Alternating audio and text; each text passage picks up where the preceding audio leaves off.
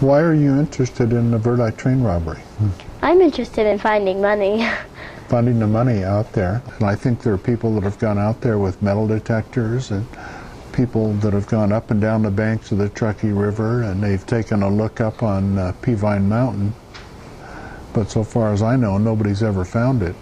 Well, I want to go out and look for it. How much do you think it's worth today? Well, I was told by a coin dealer that $3,000 in $20 double gold eagles would be worth maybe $500,000 today. That's $500,000. How do we know it happened that night? Well, the question always comes up, how do we know what we know? And one of the ways we know is that the newspapers at that time were really very good. And this is a copy of the Nevada State Journal, and this is November 1870, and it's got an article here about the Verdi Train Robbery. One of the things we have here at the Nevada Historical Society is a number of old pictures, and we've got about 100,000 photos. This is a photograph of the Verdi Hotel, and that just gives you an idea of what Verdi would have looked like maybe 150 years ago.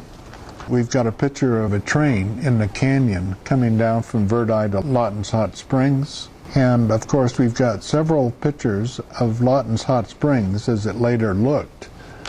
You can just see a single track there, so that was before 1912, but that's what the area looked like. It was a hot springs resort.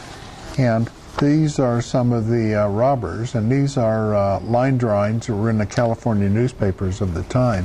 What they did is divided the coin, the loot. They had a little time because it was the middle of the night and nobody knew they were there and that the train was being robbed. So they had, you know, about maybe 5 or 6 hours before the word got out. Since it was the middle of the night, don't you think the robbers could have dropped some money while they were splitting it up? I think that's entirely possible. They could have dropped a few coins, and then they went in all different directions. They split up. 3 or 4 of them went over to Sardine Valley in California. Others went up to the northern part of Washoe County, up by the California line there. Well, I want to go out there and see if they dropped any coins. Where's the closest place to go? Go out Old 4th Street, what we call today the River Inn. Well, now I know the tracks haven't moved, so this is the spot. Phil Earl says this is where Lawton Hot Springs was.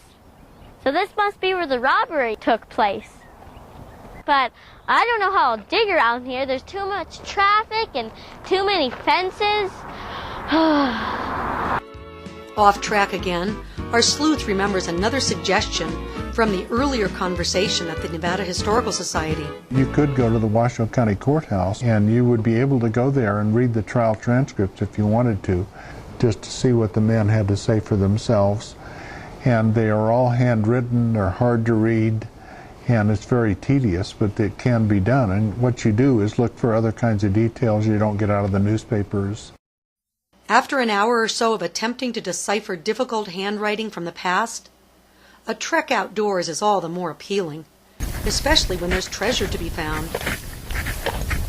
There's a good stick to use for looking for coins.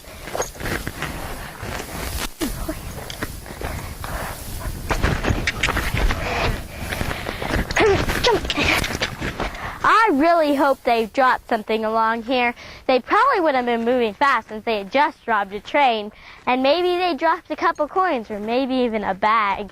Phil Earl said that one of the guys rode up here with the coins, but it sure looks like a lot of country. I don't even know where to start. I wish I could find more clues. Back at the coin shop, the store owner had mentioned the name of someone in Reno who was always finding things. Someone who might be willing to help her if she hits a dead end.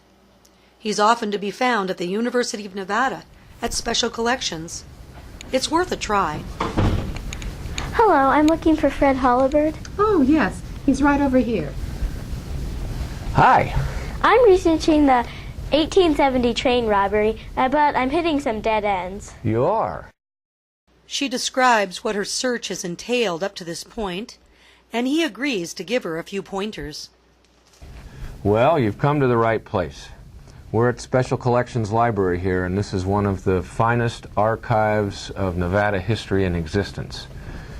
And this is the place where you come to look for facts, and you're on a fact-finding mission. So let's see what we can find out about this train robbery. Now, when was it? 1870. Wow, what month? Well, the marker said it was November 4th. Oh, awesome. You know, I just happened to be working on another project in this volume on this little silver ingot. But November's just a little further in here. Let's look up the original newspaper record of this robbery. Now, as part of a fact-finding mission, we're going to want to look not only at the day after the robbery when they first would have reported it, but for every day after that, and then a few more days until it's not reported anymore. Well, I haven't found any coins. Should I be looking for a bag or some coins? Well, that's an interesting question. And, you know, the last article we looked at said that they weren't sure if they were going to recover any of the treasure. And look here in this article here, and you may want to get up and put a pair of gloves on. Now, we put gloves on so that the oil from our hands don't transfer to the documents. Oh, boy, this is a gold mine, this article. Oh, this has got fantastic stuff. It talks about the trails, the horse trails they're on, and that they've got one guy that's told the officer that that they stowed away the stolen coin on a road. What's this down here? I think it talks about how they stored this. The coin was put up in 2 canvas sacks of $20,000 each. And the weight of each sack was about 74 pounds. So they had 2 big cloth sacks that they put 75 pounds of coin in. That's about as much as you weigh, if you can imagine that in a sack. So I bet you those sacks broke open. They're too heavy. And sure enough, up here in the top of the article, and it says, "At length they arrived at a rugged ledge of rocks jutting out toward the ravine. In this ledge of rocks there was a natural cleft or chasm, and into that the robbers had poured their golden plunder." Remarkable. It was a matter of such difficulty to get at the coin that even when they knew where it was, as the crevice was of considerable depth, and that many of the coins were distributed and rattled down into its depths as though falling into a well. Wow, I wonder if there's still coins down at the bottom of that crevice. Imagine trying to find that within 3 miles of downtown Reno. So what we've been looking at so far is the newspaper record. And what we really don't know is how much of this is fact and how much is fiction. Is somebody making some of this stuff up? Are they exaggerating? So now let's go look for some original source material. This has the original handwritten notes of the secretary of the Yellow Jacket Mining Company just 2 days after that train robbery. And this is exactly the kind of meeting where I would expect to find an original discussion of the fact that they have been robbed of their payroll. But I don't find it here. But this is the real thing. And, you know, it's wonderful to have this kind and quality of archives here in Nevada. But you can see that this 130-year-old, 137-year-old volume is still in pretty good condition. And we try to take the utmost care and protection of this material. One of the other tricks we'd be looking for is what bank were we dealing with here. Now, if we go to an original directory of the period, we can find out that in San Francisco, the biggest bank over there is certainly the Bank of California. But we're not finding any original accounts here.